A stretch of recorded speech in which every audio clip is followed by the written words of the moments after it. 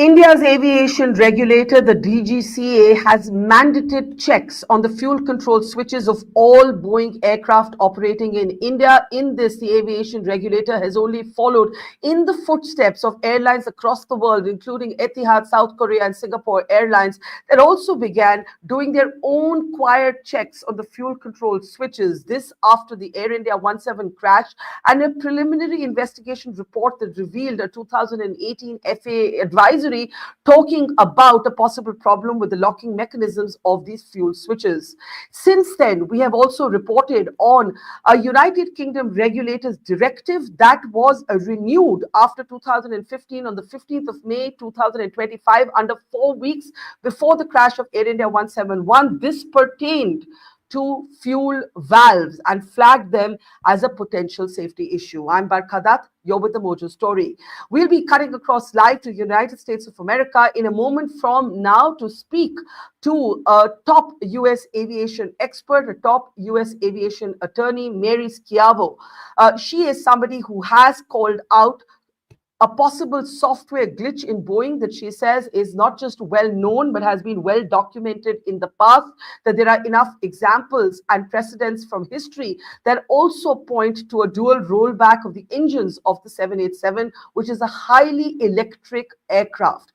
This, even as sections of the Western media have smeared the pilots, Captain Sumit and Captain Clive, without evidence, with whispers about a suicide mission that has been rubbished by the pilot community in India. A global pilots forum today has warned against extrapolation and hasty conclusions based on a preliminary investigation report that raises many questions but does not answer them. After the 2018 FAA advisory and now the renewed UK directive that was issued in 2025 on fuel valves, both fuel switches and fuel valves are back in scrutiny. As I mentioned, Air India, even before the DGCA, began its own quiet checks to check whether fuel control switches are working as they should. Let me introduce our newsmaker today. Mary Schiavo is joining us from the United States of America. She's one of the country's foremost aviation attorneys, and previously she's also been the Inspector General with the U.S. Department of Transportation. Thank you, ma'am, for your time. I want to start by asking you whether you have any preliminary perceptions about what has happened in this horrific crash. Boeing itself has quite a notorious and spotty reputation. We've had the Boeing CEO testify before Congress and Senate conceding to security lapses. We've had the incidents of the 737 MAX, where after the first crash, the pilots were blamed, and it took a horrible second crash for Boeing to concede a design flaw. You have been flagging a possible software glitch in a highly computerized electric aircraft such as the 787. I want to know your thoughts. Over to you, Mary. Sure. Well, I've worked, literally hundreds of aviation crash cases. And what I always do is I look at prior crashes. I look at things that have happened before, things where we know there are known problems. And you flagged a couple of them right away. The Boeing 737 MAX 8 crashes, where a system called the MCAS caused the aircraft itself, without pilot input, to put the plane into a nosedive. Now, that was a 737. On 787s, there have already been two interesting, somewhat similar situations. On an All Nippon Airways flight back in 2019, as the plane was coming into land, the fuel control cutoff occurred. The plane itself cut off the fuel to the engines. The plane came in like a very heavy glider, but because it was landing, not taking off, there was not a crash. They were able to get to the runway. On takeoff, you don't have that luxury. You need your engines, producing full thrust, and you only have a couple seconds in the critical time from the time you rotate and lift that plane off the runway until you're at a good rate of climb. So, and then there was a United Airlines flight between Washington, D.C. and Nigeria, and it was a 787 Dreamliner just this year, and the plane itself put the plane into a nosedive. And there was a thrust issue, there was an engine issue, and the plane experienced some deviation. So there is a lot of precedent for being suspect about the computer control systems on the Dreamliner and any fly-by-wire modern aircraft, because it's a flying computer. There are millions of lines of code, and until that is examined, it is impossible to blame the pilots. So, elaborate on that. When you say that it is impossible at this moment to blame the pilots because it is such a highly computerized system and it is known to have had glitches in the past, can we actually start with the Japan incident that you mentioned with All Nippon, where basically the 787 both engines quit on landing? Talk a little bit about this. Take us through this incident and what it says to you. Well, what that says to me on the Nippon Airways, and fortunately, no one was hurt or no one was killed, but the plane has many systems, and this particular system was mandated by the United States Federal Aviation Administration, and it wanted the plane to have the ability, all by itself, pilots didn't have to do this, to sense whether it's in the air or on the ground. And the reason for that is if the plane was on the ground, they wanted the aircraft to be able to cut the thrust control, literally do cutoff. So the plane on the ground didn't have, runaway engines, run into other planes, run off the end of the runway, etc. So the plane itself will sense when it's in the air and when it's on the ground. And what happened in the ANA flight back in 2019 is the plane thought it was already on the ground and it was still in the air. And, for a pilot, you look out the window if unless you're in severe instrument flying conditions in the weather, but when you're in the air and when you're on the ground. But the aircraft was supposed to assist in that, and they have this system where it will cut the engines if the plane itself thinks it's on the ground. Very important thing to examine. It's happened before, and until that is also examined along with a myriad other things, that's an issue for me. And the second point that the comment that you made that will be heard with a lot of interest and respect here in India is that you say at this juncture there is simply no basis to blame the pilots until we have said enough and investigated enough about into the software issues, the computerized issues, the software glitches in the past, and so on. What has been happening here in India is rather unfortunate, and not just in India. We've had sections of the Western media run a kind of whisper campaign about whether one of the pilots deliberately basically cut off the fuel to the engines. And the pilot community here is up in arms. Those who fly the plane have been talking about it being a highly electric aircraft. They've been talking about the possibility for dual engine failure. They've been saying even if the fuel switches were moved, the Boeing manual actually says if both engines flame out, you need to turn the switches off and on, to use layperson language, to reset the engines. When you say at this juncture it's impossible to blame the pilots, what would you be looking to check first? Well, first of all, the information we have is just tiny little snippets. For example, in the United States, the government is not allowed to put out the actual audio recordings of the pilot's voices, but a full transcript of that cockpit voice recording is always released. And it's a transcript, and of course, it's subject to debate. But that is always a tremendously important part of the investigation. I mean, there are experts whose job it is literally to listen for tiny inflections in the pilot's voice, to listen for every click in the cockpit, to listen for everything that happens. And of course, in subsequent litigations, that actual recording, the voices are allowed to be played in a sealed courtroom, but those sounds on that cockpit are so important. So just having one pilot allegedly say to the other, why did you do cutoff? And the other one say, I didn't. That's not nearly enough examination to say that the pilots did it. For example, do we know, as in All Nippon Airways, do we know if the airplane itself can cut those switches if the aircraft thinks it's on the ground or there are other issues with the aircraft? That has to be ruled out before anyone could begin to blame the pilots. And I have worked many cases in the past where this exact same thing has happened. Something has gone wrong. It's a mystery. There's a disaster. The pilots aren't alive to defend themselves, and they blame the pilots. And in about 75% of the cases, the pilots are blamed.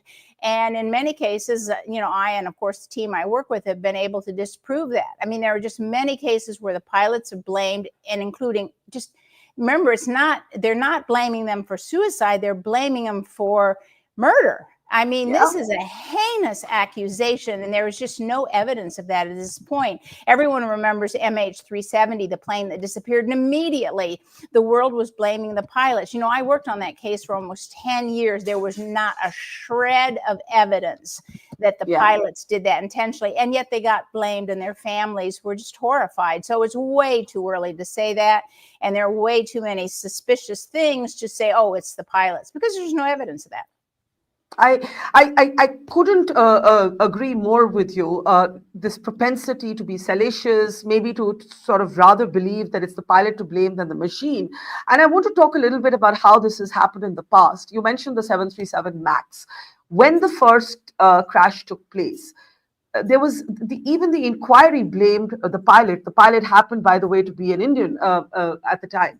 And when the second crash happened, it's only then that it emerged that the MCAS software, and the pilots had no idea of it, was actually creating interference. When you look at Boeing's own record, the fact that Boeing just recently reached a settlement with the administration of the United States of America, basically by paying penalties, how do we at this stage then say, oh, all the aircraft are safe, given the issues you flagged? Well, you can, and that's why these investigations, done properly, can take literally years. I mean, you can't just automatically say, "Oh, it's safe," because there's just so much to examine. And remember, the flight data recorder will have literally millions of lines of code and reported information. It's the most advanced flight data recorder out there, and that will have a lot of things, each one of which have to be examined. And remember, they're going to have to go back through the maintenance records and any irregularity reports for Dreamliners, since they've been flying. And this plane, I think, was a 2014 approximately plane. I mean, there's 10 years of experience. And the thing that happened on the 737 MAX 8 case, on the first one, it had a glitch before. The second one, as far as we know, hadn't experienced glitches, but the similar problems that the pilots faced, that's going to be instructive. And so there's an awful lot of data to go through. And by the way, even after all of this occurred on those two 737 MAX 8 cases, they still said, well, the pilots should have been able to troubleshoot it, know what happened, pull the circuit breakers, and save the plane. Not in 3 seconds or a few seconds, you can't. Remember, there's a million lines of code. It took years to develop this plane, and a pilot facing a life or death situation is to be able to, figure out what happened with the lines of code, find the right breakers. And in case of a takeoff, landing's different. But in the case of the takeoff, they simply do not have the time and the altitude. And of course, altitude is time. The higher you are, you have time to react. I mean, I've worked cases in the past where engines failed. They blamed the pilots. Of course, they were dead and couldn't defend themselves. Turned out the engines had experienced something called core lock. The engines froze up. So there are so many things it could be, and good investigators will go through every possibility, and it's going to take time. You have spoken about a software glitch specifically involving what's called the TCMA, the Thrust Control Malfunction Accommodation. Can you explain this, and can you explain it in a way that people who are not experts like yourself would understand what concerns you? Yeah, I'll try. So the TCMA it's on the 787 Dreamliners, is a system that the U.S. Federal Aviation Administration mandated so that the plane itself can assess when it needs to cut back the power. And that is tied in with the flight controllers.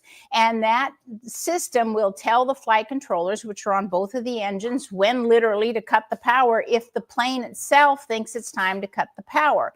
And these were the systems that were suspect, that were shown to be malfunctioning in the Nippon Airways flight. So literally, this system, which has already been faulted in a prior incident, can and will cut the flow, cut the thrust to the engines, both. If this system malfunctions and says it's time to cut the thrust to the engines, and that has happened before, and that's going to be and should be a subject of great interest, because we know that system can do it. Do you have a primer? Yeah, thank you for that. I think I understood a lot more than at the beginning of this conversation. I want to ask you, do you have given the tiny little snippets that have come out in the preliminary report, and there's a lot it leaves ambiguous, a lot that we don't know. For example, this image on the screen is an image of the rat being deployed, but we don't actually have a timestamp for when this happened.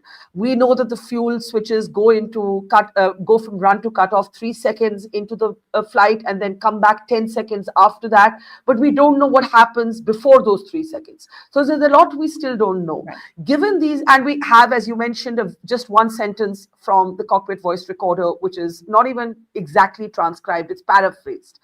Now, my question to you is, given these tiny snippets, do you have a prima facie impression of what might have caused the crash, given your work in the past, given the precedents we've seen, as you said, between with the Nippon case or the United flight between Washington and Nigeria? Do you have any first impressions? Sure. I mean, my first impression, again, it's based on my prior work. I mean, so many cases I've worked on where the knee-jerk reaction was to blame the pilots. And years later, it was proven the pilots didn't do this. It was the aircraft. And there were problems with the aircraft. So my initial impression of the preliminary report, and of course, they had to get this out. The international guidelines are you put a preliminary report out at 30 days. And there's warnings on it that says this is just a preliminary report. This doesn't prove anything. So my initial reaction is still the plane suspect until shown otherwise, because with a plane this advanced, the plane this highly computerized, until we do all these examinations and look at all the evidence, it is not only unfair, but it's simplistic and harmful to blame the pilots, because that cuts off reasonable investigation into other areas unless you say, no, we're not going to just blame the pilots, because many times I have seen this and many times we've been able to disprove that. If you say the plane is suspect unless shown otherwise, would you at this point, and this has happened before, the 737s were grounded, Boeing had to go back to the drawing board. They had to fix the issue. I think, if I'm not wrong, you have said elsewhere that even after the All Nippon case, Boeing was alerted and they did have to acknowledge design issues. At this point, would you be looking at saying the plane remains the key suspect, the plane is suspect, and therefore, would you be saying grounded till further notice? There are 1,200 of them worldwide. Well, I probably would, but then I'm very cautious. I probably would put out a what's called a service bulletin or a warning to have everyone inspect the system and inspect it now.